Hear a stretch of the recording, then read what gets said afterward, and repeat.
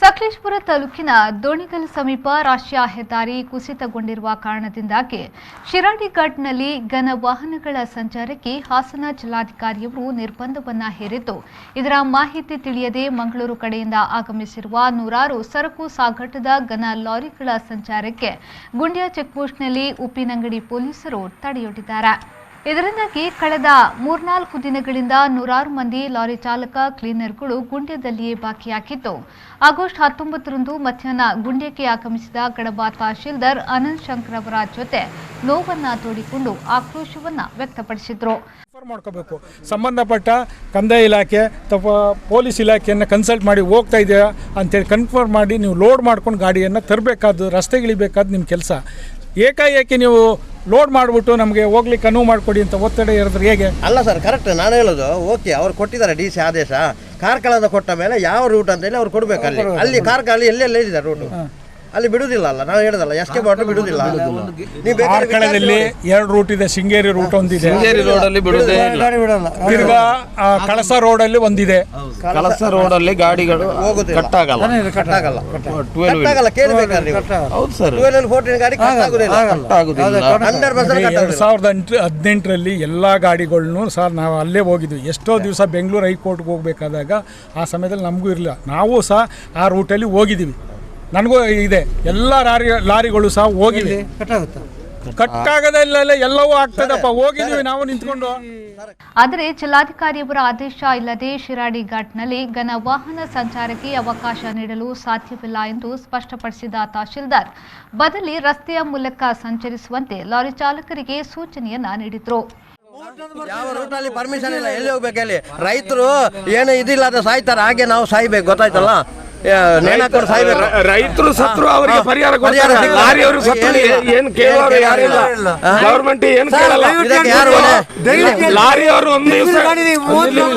ಲಾರಿಯವರು ಒಂದು ದಿವಸ ಸ್ಟ್ರೈಕ್ ಮಾಡಿದ್ರೆ ನಮ್ಮ ಸೌತ್ ಇದಾಗುತ್ತೆ ಗೊತ್ತಾ?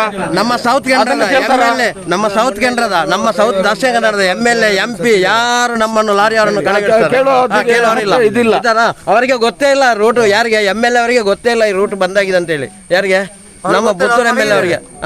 ಯಾರು ಗೊತ್ತಾ? ಕಣ್ಕಟ್ಟ ಈಗ ನಮ್ಮ ಸಮಸ್ಯೆ ಎಲ್ಲ ಯಾರು ಕೇಳೋರು? MLA ಗೆ ಫೋನ್ ಮಾಡಿದ್ರು, ಅವ್ರು ಕೇಳ್ತಾರೆ ಸೀರಾಡಿ ಯಾವಾಗ ಬಂದಾಗಿದೆ ಅಂತ ಕೇಳಿದ್ರಂತ. ಮೊನ್ನೆ ಯಾರ ಫೋನ್ ಮಾಡಿದ್ರಂತ, ಸೀರಾಡಿ ಓಪನ್ ಆಗಿದೆ ಅಂತ. ಸೀರಾಡಿ ಯಾವಾಗ ಬಂದಾಗಿದೆ ಅಂತ ಕೇಳಿದ್ರಂತೆ. ಈಗ ನಮ್ಗೆ ಸೀರಾಡಿ ಬಂದಾಗುದು ಬಂದು ಮಾಡ್ಲಿ ಕಂಪಲ್ಸರಿ. ನ್ಯಾಷನಲ್ ಹೈವೇ ಅನ್ನೋದು ಕ್ಯಾನ್ಸಲ್ ಮಾಡ್ಲಿ, MDR ರಸ್ತೆ ಅಂತ ಹಾಕಿ ಬಂದ್ ಮಾಡಿ. ಯಾವ್ದೋ ದೊಡ್ಡ ವೆಹಿಕಲ್ಸ್ಗೆ, ಯಾವುದೇ ಗೂಡ್ಸ್ ವೆಹಿಕಲ್ಸ್ಗೆ ಅಲೋಲ್ಲ ಅಂತ ಬೋರ್ಡ್ ಹಾಕ್ಬಿಡಕ್ಕೆ.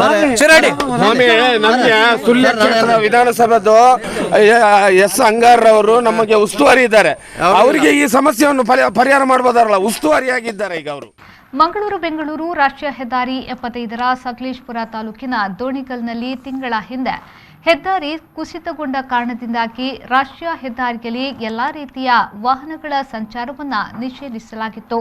ಹೆದ್ದಾರಿ ದುರಸ್ತಿಯಾದ ಹಿನ್ನೆಲೆಯಲ್ಲಿ ಆಗಸ್ಟ್ 16ರಿಂದ ಅನ್ವಯವಾಗುವಂತೆ ಬೆಳಿಗ್ಗೆ 6ರಿಂದ ಸಂಜೆ 6ರ ತನಕ car, jeep, tempo, mini van, ದ್ವಿಚಕ್ರ, ಸಾರ್ವಜನಿಕರು ಸಂಚರಿಸುವ ಬಸ್ಗಳು, ರಾಜಹಂಸ, ಐರಾವತ, 20 ಟನ್ ಸಾಮರ್ಥ್ಯದ ಸರಕು ವಾಹನಗಳು, 6 ಚಕ್ರದ ವಾಹನಗಳ ಸಂಚಾರಕ್ಕೆ ಅನುಮತಿಯನ್ನ ನೀಡಿ ಹಾಸನ ಜಿಲ್ಲಾಧಿಕಾರಿ ಆರ್ ಗಿರೀಶ್ ಅವರು ಆದೇಶವನ್ನ ಹೊರಡಿಸಿದ್ರು.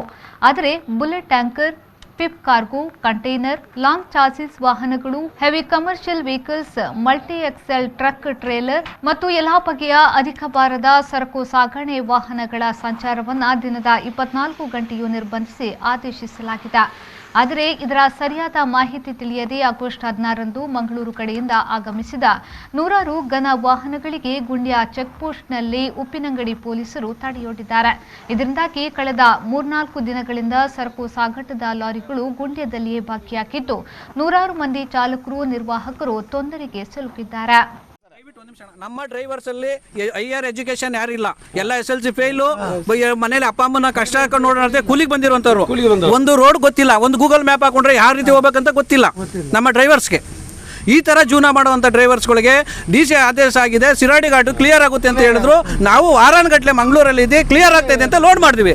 DC ಆದೇಶ ಮಾಡಿದ ತಕ್ಷಣ 6 ವೀಲಿಗೆ ಅಂತ ಹೇಳಿದ ಮೇಲೆ ನಾವು ದೊಡ್ಡ ಗಾಡಿಯವ್ರು ಎಲ್ಲಿ ಹೋಗ್ಬೇಕು? ಮಾಡಬೇಕು. ನಾವು ಟ್ಯಾಕ್ಸ್ ಕಟ್ಟಲಿಕ್ಕಿಲ್ಲ. ರೋಡಿಗೆ ಮಾಮೂಲಿ ಕರ್ನಾಟಕ ಟ್ಯಾಕ್ಸ್ ಕಟ್ತಾ ಇದೀವಿ, ರೋಡಿಗೆ ಟೋಲ್ ಕಟ್ತಾ ಇದೀವಿ. ಯಾವ ಟೋಲಲ್ಲಿ ಕಮ್ಮಿ ಮಾಡಿದ್ದೀರಾ ಕೊರೋನಾ ಅಂತೇಳಿ? ಯಾರು ಮಕ್ಕಳಿಗೆ ಯಾವುದೋ ಸರ್ಕಾರದಿಂದ ಯಾವ ಡ್ರೈವರ್ಗಳು ಒಳ್ಳೇದು ಮಾಡಿದ್ದೀರಾ? ಯಾವ ಕ್ಲೀನರ್ ಒಳ್ಳೇದು ಮಾಡಿದ್ದೀರಾ ಹೇಳಿ ನೋಡೋಣ. ಯಾರಿಗೆ? ಯಾವ ಡ್ರೈವರ್ಸ್ಗೆ, ಯಾವ ಕ್ಲೀನರ್ಗಳಿಗೆ, ಯಾವ ಕೂಲಿ ಕಾರ್ಮಿಕರಿಗೆ ಒಳ್ಳೇದು ಮಾಡಿದ್ದೀರಾ? ಯಾವ ಮಾಲೀಕರಿಗೆ? ಎಲ್ಲ ಮಾಲೀಕರು ತಿಂಗಳಿಗೆ 70 ಇಂದ 75 ಸಾವಿರ ರೂಪಾಯಿ ದೊಡ್ಡ ಗಾಡಿಗೆ ಲೋನ್ ಕಟ್ಟಬೇಕು ತಿಂಗಳಿಗೆ. ಒಬ್ಬ ಡ್ರೈವರ್ಸ್ ಒಂದು ತಿಂಗಳು ಮನೆ ಹತ್ರ ನಿಂತರೆ 75 ಸಾವಿರ ರೂಪಾಯಿ ಕಟ್ಟಿಲ್ಲ ಅಂದರೆ ಮಾರನೆಗೆ ಬಡ್ಡಿ ಚಕ್ರ ಬಡ್ಡಿ ಎಲ್ಲ ಹಾಕಿ ಗಾಡಿ ಸೀಜ್ ಮಾಡ್ತಾರೆ. ಅವನು ಆ ಓನರ್ ಒಂದು ಗಾಡಿ ಮಾಡಿಕೊಂಡು ಜೀವನ ನಡೆಸ್ತಾ ಇದ್ದಂತೂ ವಿಷ ತಗೊಂಡು ಸಾಯ್ತಾ ಇದ್ದಾನೆ. ಬೇರೆ ರೀತಿ ಎಲ್ಲ ಇದು ಮಾಡ್ತಾ ಇದೆ, ಬೇರೆ ರೀತಿ ದಂಧೆಗೆ ಇಳ್ತಿದ್ದಾರೆ. ಅದಕ್ಕೆಲ್ಲ ಕಾರಣ ಯಾರು? ಸರ್ಕಾರದಿಂದ ಯಾರಾಗಲಿ ಒಂದು ಮನವಿ ತಗೊಂತಿದ್ದೀರಾ? ಯಾರಿಗೆ ದಾರಿ ತೋರಿಸ್ತಾ ಇದ್ದಾರೆ ಹೇಳಿ?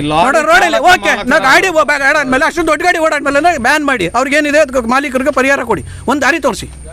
ಜೀವನ ಮಾಡ್ತೀವಿ ಎಲ್ಲಾರ ನಿಮ್ಮಿಂದ ಬಿಡಲ್ಲ. ಈಗ ಚಿಕ್ಕ ಗಾಡಿ 6 ಚಕ್ರದ ಗಾಡಿ ಲಾಕ್ಡೌನ್ ಬಂತು, 2 ವರ್ಷದಿಂದ ಕೊರೋನಾ ಲಾಕ್ಡೌನ್. ಎಲ್ಲರಿಗೂ ಪರಿಹಾರ ಸಿಕ್ತು. ಡ್ರೈವರ್ ಕ್ಲೀನರ್ಗೆ 1 ನಿಮಿಷ ಪರಿಹಾರನೂ ಇಲ್ಲ, ಕೇಳುವಾಗ ದಿಕ್ಕಿಲ್ಲ ಗೌರ್ಮೆಂಟ್ಗೆ. ಜಿಲ್ಲಾಧಿಕಾರಿಯವರ ಅನುಮತಿ ಇಲ್ಲದೆ ಶಿರಾಡಿ ಘಾಟ್ ಸಂಚಾರಕ್ಕೆ ಅವಕಾಶ ನೀಡಲು ಸಾಧ್ಯವಿಲ್ಲ ಎಂದು ತಹಶೀಲ್ದಾರ್ ಸ್ಪಷ್ಟಪಡಿಸಿ ತೆರಳಿದ್ರು. ಹಾಸನ ಸಕಲೇಶ್ಪುರಕ್ಕೆ ಸಂಬಂಧಪಟ್ಟಂಥ ರೋಡಲ್ಲಿ ತಾಲೂಕಿಗೆ ಸಂಬಂಧಪಟ್ಟಂಥ ಪ್ಲೇಸ್ನಲ್ಲಿ ಹಾಳಾಗಿದೆ. ಆ ನಿಮಿತ್ತ ಈ ರಸ್ತೆಯನ್ನು 2 DC ಅವರು ಬಂದ್ ಮಾಡಿದ್ದಾರೆ. ಬಂದ್ ಮಾಡಿ ಆದೇಶ ಹೊರಡಿಸಿದ್ದಾರೆ. 6 ವೀಲ್ಗಿಂತ ಜಾಸ್ತಿ ಹೆಚ್ಚಿಗೆ ಇರುವಂಥ ಯಾವುದೇ ವೆಹಿಕಲ್ಗಳು ಸಹ ಹೋಗಲಿಕ್ಕೆ ಅವಕಾಶ ಮಾಡಿಲ್ಲ. ತುಂಬಿದ ಗಾಡಿಗಳು ಅಂದರೆ ತುಂಬಿದ ಗಾಡಿಗಳು ಸಹ ಹೋಗಬಾರ್ದು ಅಂತೇಳಿ ಆದೇಶ ಮಾಡಿದ್ದಾರೆ. ಇವರಿಗೆ ಇಲ್ಲಿನ ಚಾಲಕರು ಮತ್ತು ಅವರ ಮಾಲೀಕರುಗಳು ತಿಳಿದೇನೆ ತಂದು ಇಲ್ಲಿ ನಿಲ್ಲಿಸಿ ನಮಗೆ ಹೋಗ್ಲಿಕ್ಕೆ ಅನುವು ಮಾಡಿಕೊಡಿ ಅಂತ ಹೇಳ್ತಾ ಇದ್ದಾರೆ. ಅದು ಆಗೋದಿಲ್ಲ. ರೋಡು ಒಂದು ಸತಿ ಡ್ಯಾಮೇಜ್ ಆದಮೇಲೆ ಕಷ್ಟ ಇದೆ. ಅದನ್ನು ರಿಪೇರಿ ಮಾಡಿ ಎಲ್ಲ ಸಾರ್ವಜನಿಕರಿಗೆ ಮತ್ತು ವಾಹನಗಳಿಗೆ ಅನುಕೂಲ ಮಾಡಿಕೊಡ್ತಾರೆ. ಈ ಬಗ್ಗೆ ಶನಿವಾರ ದಿವಸ ಮಾನ್ಯ ಜಿಲ್ಲಾಧಿಕಾರಿಗಳ ಹಾಸನ ಮತ್ತು ದಕ್ಷಿಣ ಕನ್ನಡ ಜಿಲ್ಲಾಧಿಕಾರಿಗಳು ಇಬ್ಬರೂ ಬರ್ತಾರೆ. ಅದಕ್ಕೆ ಮುಂಚೆ ನಾನೇನು ಕೇಳ್ಕೊಳ್ಳೋದಲ್ಲ, ನಿಮ್ಮ ಲೀಡ್ರ್ ಇದ್ದರೆ ಹೋಗಿ ಮಾತಾಡಿ. ಬೇರೆ ರೂಟು ಕಾರ್ಕಳ ರೂಟ ಕೊಟ್ಟಿದ್ದಾರೆ. ನೀವು ಕಾರ್ಕಳ ರೂಟಲ್ಲಿ ಹೋದರೆ ಯಾವುದೇ ಸಮಸ್ಯೆಗಳಿರೋದಿಲ್ಲ. ನೀವು ಇಲ್ಲಿ ಬಿಡ್ತಾರೆ ಅಂತೇಳಿ ತಂದಿನ್ಸ್ಬಿಟ್ಟು ಮತ್ತೆ ನಮಗೆ ಬಿಡಿ ಒಂದು ಸಾರಿ ಬಿಡಿ ಅಂತಂದರೆ ಆಗೋದಿಲ್ಲ. ಅಲ್ಲಿ ರಿಪೇರಿ ಕೆಲಸ ಆಗದೆ ಹೊರತು ಯಾವುದೇ ಕಾರಣಕ್ಕೂ ಇಲ್ಲಿ ಬಿಡಲಿಕ್ಕೆ ಕಷ್ಟ ಆಗ್ತದೆ. ಇದನ್ನು ಸಾರ್ವಜನಿಕರು, ಮಾಲೀಕರು, ಚಾಲಕರು ಇವರು ಅರ್ಥ ಮಾಡಿಕೊಂಡು ಸ್ವಲ್ಪ ನಮ್ಮ ಪ್ರಾಬ್ಲಮ್ಗಳು ನಿಮಗೋಸ್ಕರನೇ ಮಾಡಿಸ್ತಾ ಇರುವಂಥದ್ದು ಕೆಲಸ.